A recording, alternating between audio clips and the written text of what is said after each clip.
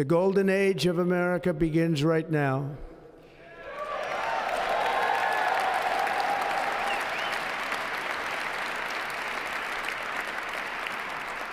From this day forward, our country will flourish and be respected again all over the world. We will be the envy of every nation, and we will not allow ourselves to be taken advantage of any longer. During every single day of the Trump administration, I will very simply put America first.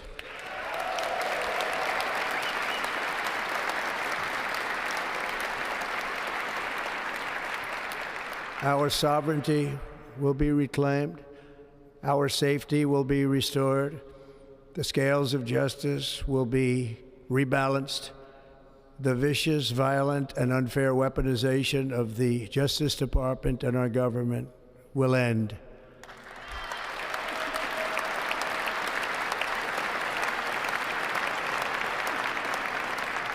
And our top priority will be to create a nation that is proud, prosperous, and free.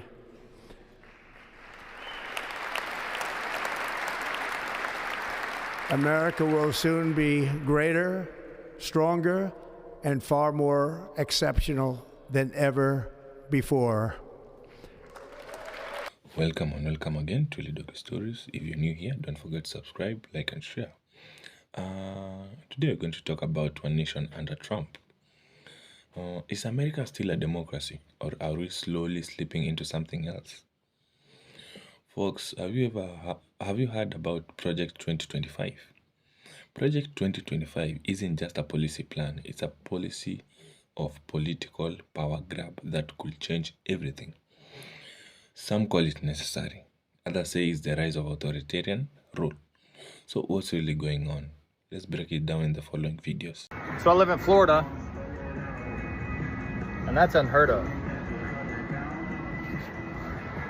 Thank you, Donald Trump.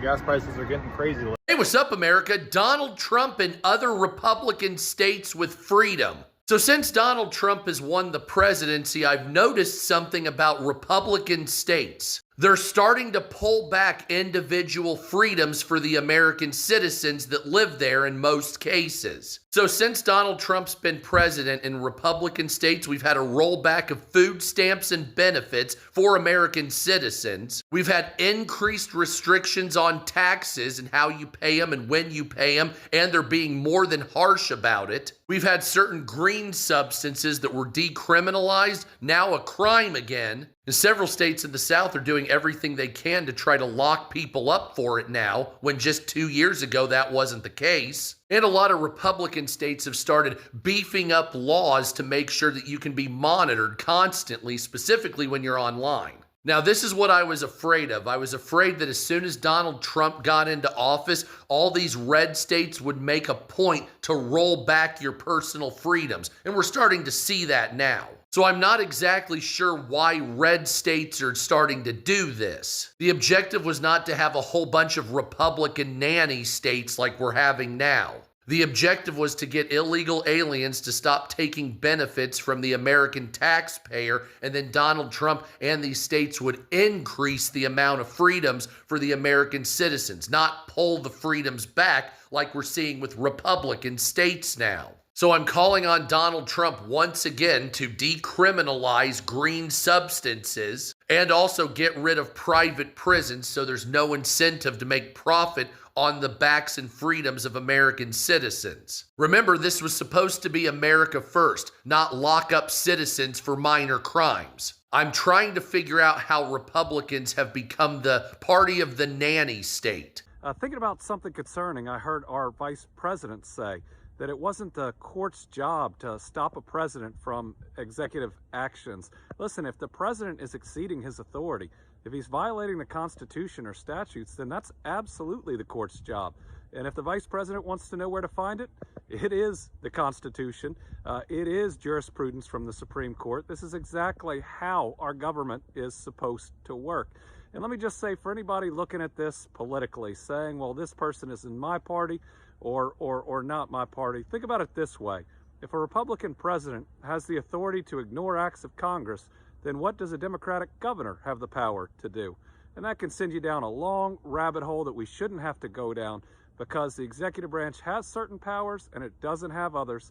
And we need this presidential administration to continue to execute acts of Congress. You can't shut down different groups that are funded by Congress. Trump is changing the dependent age from 18 to 7. So I just need to know in August, are we sending them back to school or are we sending them to work? Because if the dependent age is now 7, you trying to say they dependent. If I'm not mistaken, back in the day, they used to work at that age, right? So is he trying to tell us that they need to go back to work? Because I don't think Trump know that these kids ain't regular kids.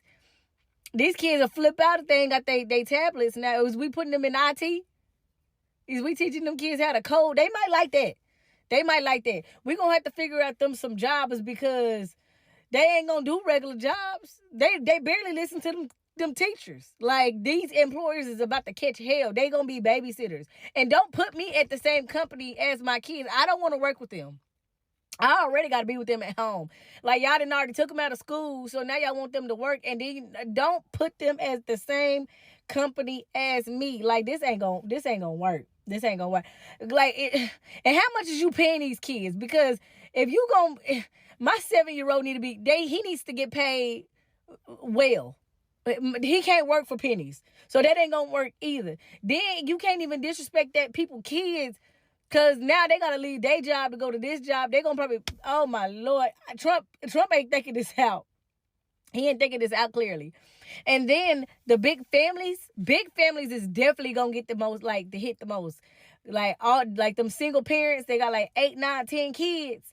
They going to feel it the most. More bad news for Donald Trump. There is a petition in Great Britain going around with hundreds of thousands of signatures requesting that the British government cancel Trump's official state visit to the United Kingdom, to Great Britain, to England, was scheduled tentatively sometime in the September timeframe. So I'm just curious, for all of my British friends across the pond, are you signing this petition? What do you all think in Great Britain? Do you want Trump to come again, or do you want Trump not to come again? I'm just curious what you have to think. I have a feeling I know what many of you think, but love to hear from you. And anybody else want to chime in? Do you want Trump to come visit your country, or do you want Trump to stay in the United States? We would love to ship him off to your country, and you all can have him stay on permanent visits if you like.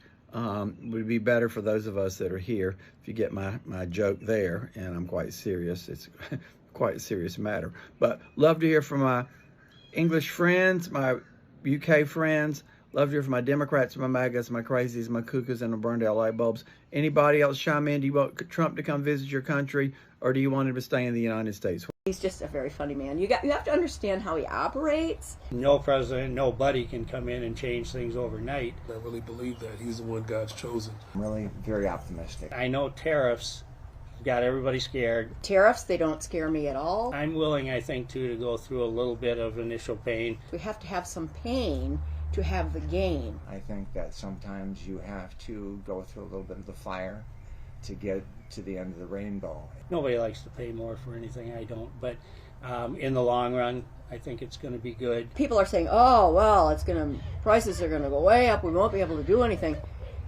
Well, how was the last 4 years?